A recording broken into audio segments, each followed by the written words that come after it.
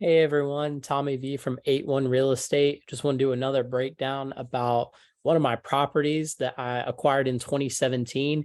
And it loops in a lot of these different pieces of real estate investing, and it can kind of create a picture of how everything can work together over time to really have a lot of benefit for you. I call this property Cornelius 1.0. I bought this property in my personal name. I lived there while I was in physical therapy school, and now I rent it to physical therapy students now. So I'm going to share my screen to kind of pull up the summary document of kind of how things went. All right, here you go. So this property, it's a block house, 3 bedroom, 1 bath, about 1,000 square feet. Nothing fancy, real big yard. It's nice. I initially saw it listed on, I think I saw it on Zillow or maybe a wholesaler list, but I think it was just on Zillow listed for $75,000. And I reached out to the seller, and they happened to be an investor that had bought the property from someone else. And I said, hey, can I get this on seller financing? The house needed a lot of repairs, and there's no way I would have been able to qualify for a loan to buy it. And at this point, we had a lot of money out working, so I didn't have enough cash to buy and then repair the whole house. The sellers were agreeable, and they allowed me to purchase it on seller financing. The deal was $85,000 purchase price, $5,000 down. So we'd finance that $80,000 at $925 a month and no payments for the first 60 days. So I said, all right, here's what we're going to do. We're going to buy it, get it fixed up enough to qualify, to pass an inspection, to qualify for a loan, and then I'll just pay off the loan. And I wanted to do it as quick as possible. So we closed on August 9th, 2017.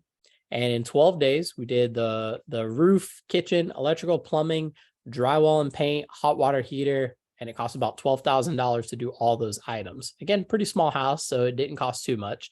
Over that time, I immediately put in a mortgage application and had to send in my financials, get an appraisal, a new 4-point, all of those components.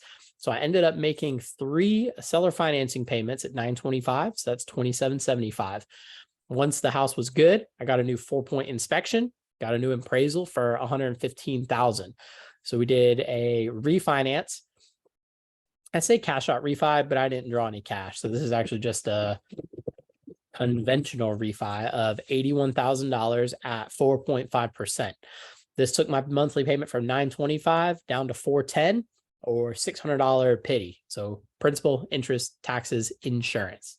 Closed that on February 2nd, 2018. I immediately, as soon as that closed, I filled out another application to open a home equity line of credit because I wanted to get my down payment and repair costs back in my pocket. So I opened a HELOC for $20,000 to pay back payments and repairs. So now, February 2018, I think it's closed on February 10th or something. So here we are, February 2018. I currently have $0 in the deal, which is pretty powerful. So I did seller financing, fix it up, got my money back. So at this point, $0 in the deal. From August 2017 to July 2020, I lived there and I did house hacking. I had roommates that whole time that helped cover the expenses, pay the utilities, pay the loan. And it worked out great. Awesome. I really, really enjoyed that.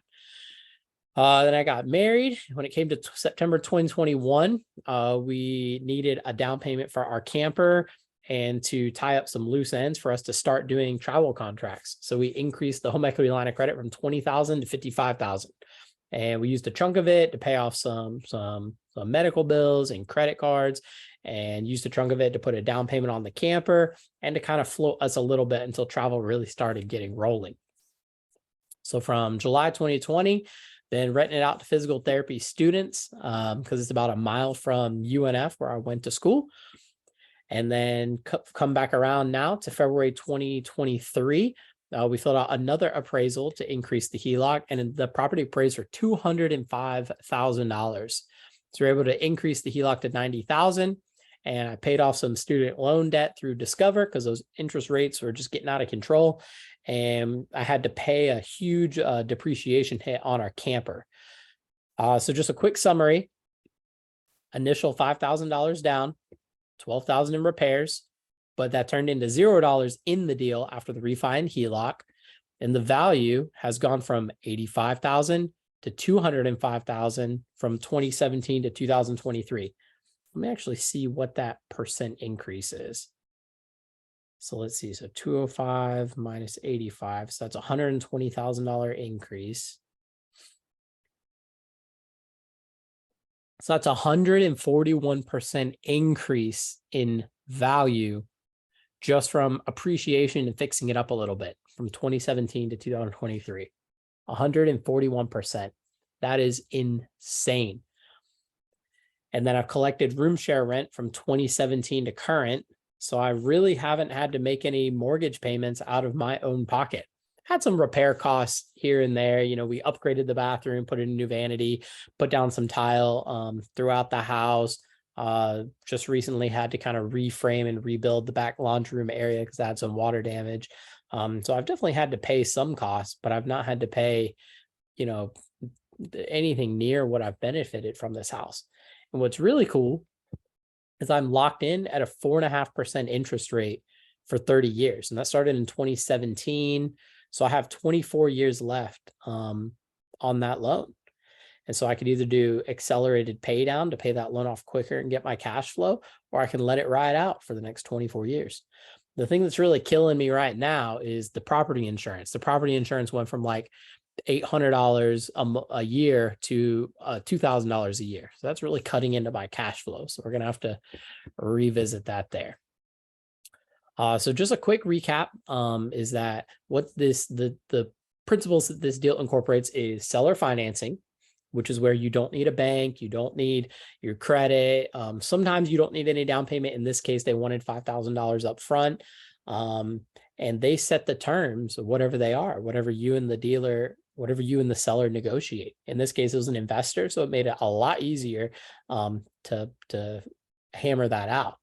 The second thing it shows is the power of appreciation. So this property went from 85,000 to 205,000 in 6 years. That's awesome. Obviously, the property's in really bad shape. So it was undervalued to begin with. So when it stepped up, it was probably about at 115,000, like once it was fixed. So it probably went from 115 to 205. But I mean, that's still massive. And then by house hacking, living there while I was renting out the rooms, that helped me with, you know, the expenses of living there. And I've kept it as a rental up to this point. And I've been able to use those. And then the third thing I've been able to do is use home equity line of credits. So home equity line of credit to take advantage of that increased value comes to me as tax-free income. Restructuring debt is not taxable, so I've been able to use it however we want. So use it on the front end to buy our camper, and then I've used it on the back end to offset the depreciation from our camper because we went out and did travel contracts. So this is just kind of a snapshot, kind of putting together a couple different pieces, how this can benefit you over a prolonged period. Be sure to comment, like, subscribe. We're going to be making more videos like this one.